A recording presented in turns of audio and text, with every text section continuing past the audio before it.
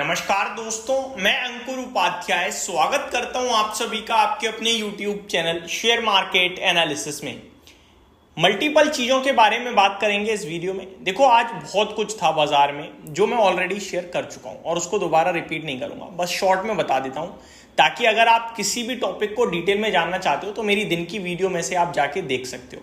सबसे पहले हिंडनबर्ग का मामला था जिसको बाजार ने शुरुआती 1 घंटे में रफा दफा करा, उसकी डिटेल्स मैंने शेयर कर दी है।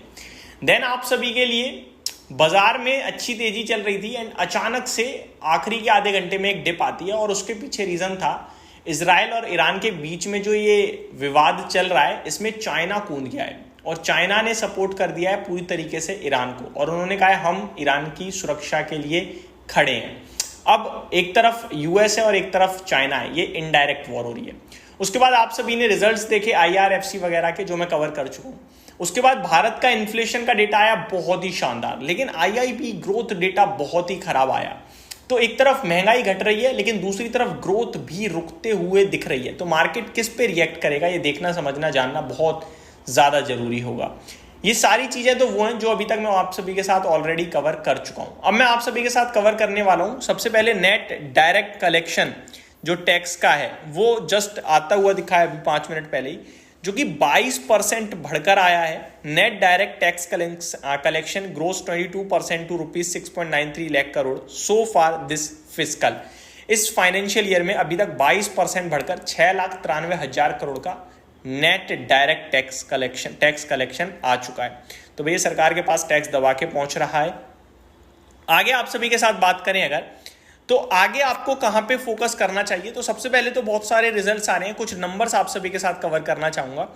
लिंक लिमिटेड रिसेंटली आपने आई थिंक फ्लेयर के नंबर्स मैंने आपके साथ शेयर करे थे। लिंक के नंबर भी खराब दिख रहे हैं दोस्तों कंपनी का, बट उतने खराब नहीं है जितने आपके लिए फ्लेयर के थे। कंपनी का स्टैंड अलोन नेट प्रॉफिट साल दर साल 7.4 करोड़ से 8.4 करोड़ है। अब आप कहोगे भाई ये तो अच्छे हैं, लेकिन year on year quarter on quarter basis पे देखोगे तो 11.4 करोड़ के सामने 8.4 करोड़ है, तो ये खराब हो गया है। रेवेन्यू कंपनी का 112 करोड़ से बढ़कर 130 करोड़ आया है साल दर साल सब ठीक है, लेकिन मार्जिन साल दर साल भी पिट गई 11.75% से घटकर 10.97% पे। कामकाजी मुनाफा 131 करोड़ 13 करोड़ के सामने 14 करोड़ पे आता हुआ दिखा है। तो ईयर ऑन ईयर बेसिस पे ठीक ठाक है, लेकिन क्वार्टर ऑन क्वार्टर काफी डिप है। तो एक तो ये रिजल्ट्स आते हुए दिखे जो मैंने आप सभी के साथ कवर करे। नेक्स्ट है हुडको। इस स्टॉक में इन्वेस्टर्स ने बहुत बड़ा पैसा बनाया है, कंपनी के नंबर्स आए हैं।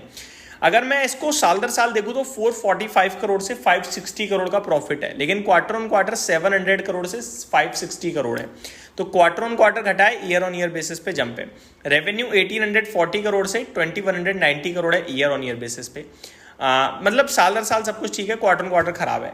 मैंने आपके साथ एक वीडियो भी कवर करी थी कि इस बार के रिजल्ट्स में एक चीज क्लियर हो रही है, या तो साल दर साल अच्छे आ रहे हैं या क्वार्टर ऑन क्वार्टर, दोनों जगह अच्छे नहीं आ रहे हैं। एक ना एक जगह पिटाई पड़ी रही है और ये अपने आप में एक चिंता का विषय है। आपकी कंपनी की अर्निंग्स घट रही हैं कहीं ना कहीं, एक जो टॉप बना दिया है वो ब्रेक करने में बहुत मुश्किल हो रही है। बहुत रेयर कंपनियां हैं जो quarter on quarter and year on year basis दोनों जगह अच्छा कर रही हैं।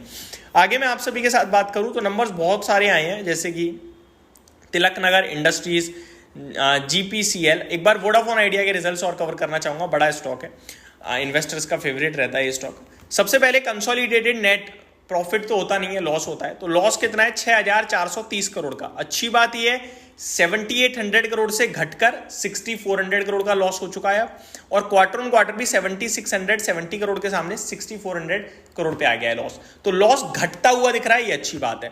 रेवेन्यू 10,600 करोड़ से 10,500 करोड़, ये घट गया है, ये खराब है। मार्जिन 39% से 40%, 1% का मार्जिन जंप है, ये बहुत पॉजिटिव लेगा बाजार। एबिटा 4150 करोड़ के सामने 4200 करोड़, इसे भी पॉजिटिव लेगा। आरपू एट 146 रुपीज वर्सेज 139, तो आरपू में ग्रोथ ये बहुत पॉजिटिव लेगा market. ARPU for the quarter stood at 146 versus 146। अच्छा, क्वार्टर ऑन क्वार्टर सेम ही रहा है, ईयर ऑन ईयर बेसिस पे जंप आई है 139 से लगभग 146। तो मेरे को लगता है वोडाफोन आइडिया के नंबर्स बाजार पॉजिटिव ले सकता है, और आगे चलकर स्टॉक का प्राइस क्या है 16 रुपए, तो ले सकता है पॉजिटिव। डॉलर इंडस्ट्रीज के नंबर आए हैं, कैसे रहे हैं नंबर दोस्तों? इसके नंबर्स थोड़े अच्छे लग रहे हैं मेरे को। नहीं है, अच्छा मार्जिन में तो अच्छी बढ़त है, मार्जिन बढ़कर आया है, रेवेन्यू बढ़कर आया है, आपका कामकाजी मुनाफा बढ़ा है, लेकिन मेन प्रॉफिट क्यों घट गया ये समझ में नहीं आया। 32 करोड़ से 13.5 करोड़ प्रॉफिट रह गया है, लेकिन मार्जिन 7.7% से 10% हो गए हैं। कामकाजी मुनाफा 25 करोड़ से 32 करोड़ हो गया है।